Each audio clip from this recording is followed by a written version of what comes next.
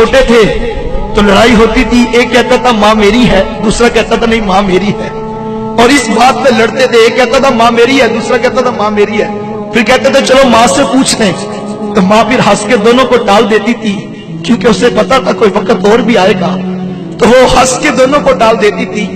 ایک زمانہ تھا لڑائی یہ تھی ماں میری ہے ماں میری ہے، لیکن پھر وقت وہ آیا جب ماں بوڑھی ہو گئی، تو اب لڑائی اس بات کی ہے کہ ماں تیری ہے ماں تیری ہے۔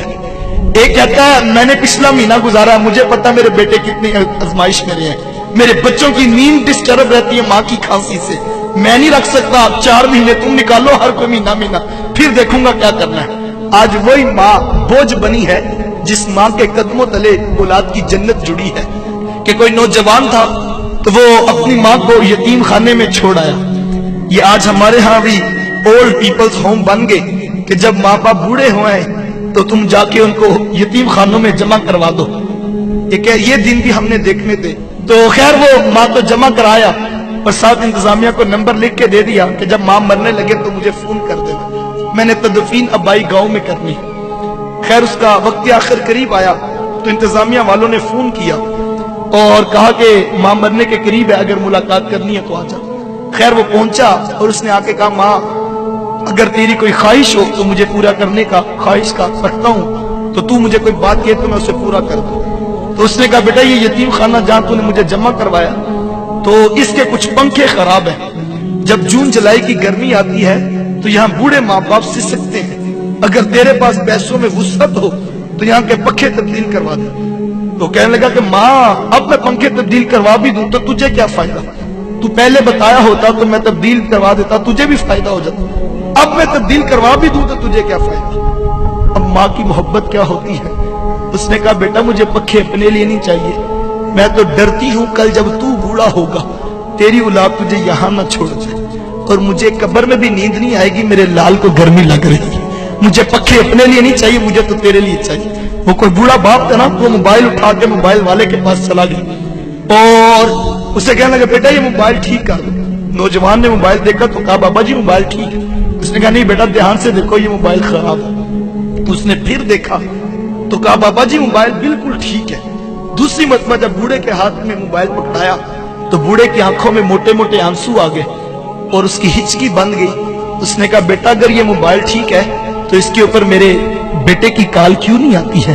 میں سارا دن کان سے لگا کے بیٹھا رہتا ہوں کہ میرا بیٹا ابھی مجھے کال کرے گا، میرا بیٹا ابھی مجھے کال کرے گا، لیکن اس کے اوپر میرے بیٹے کی کال نہیں آتی ہے۔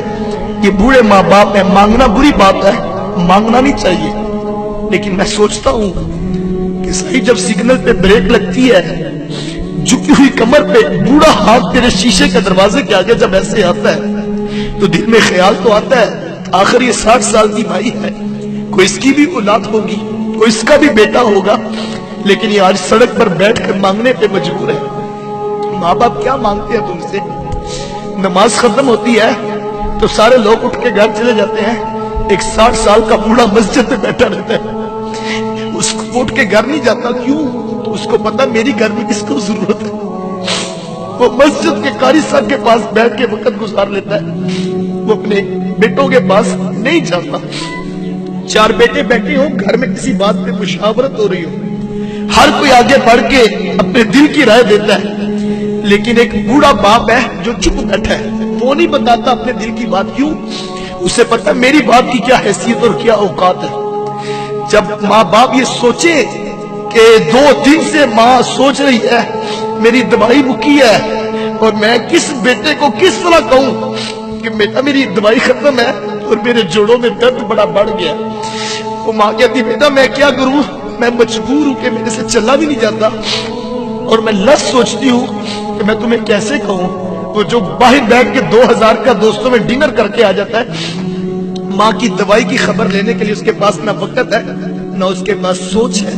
میں نوجوانوں سے کہتا ہوں آج تمہیں برا لگتا ہے، تم کہتے ہو میں نے یہ کرنا ہے میں نے وہ کرنا ہے، تمہیں ماں باپ کا ٹوکنا برا لگتا ہے، صاحب ایک وقت آئے گا جب گھر سے 4 پائی اٹھ جائے گی، وہ 4 پائی جو تجھے بڑی بری لگتی تھی تو نے اٹھا کے سین میں رکھ دی تھی، میرے بچوں کی نیند ڈسٹرب ہوتی ہے، ایک وقت آئے گا وہ 4 پائی جب اٹھ جائے گی तू घर में चिराग लेके भी ढूंढेगा, मेरी माँ मुझे मिले, मैं मशवरा करूं, मैं बाप से पूछूं मुझे बता जिंदगी कैसे गुजारूं, मैं क्या करूं।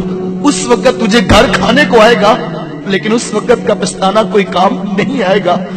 अपने माँ बाप की कदर कर लो। बूढ़े माँ बाप रुसवा हुए और माँ बाप जो है वो धक्के खा के जिंदगियां गुजार रहे हैं, अपने घरों में अजनबी बने बैठे हैं।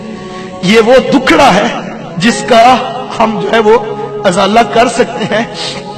अपनी जन्नत को यतीम खानों में ना जमा कराओ, अपनी जन्नत को दूसरों के ऊपर ना डालो, इस जन्नत की कदर कर लो।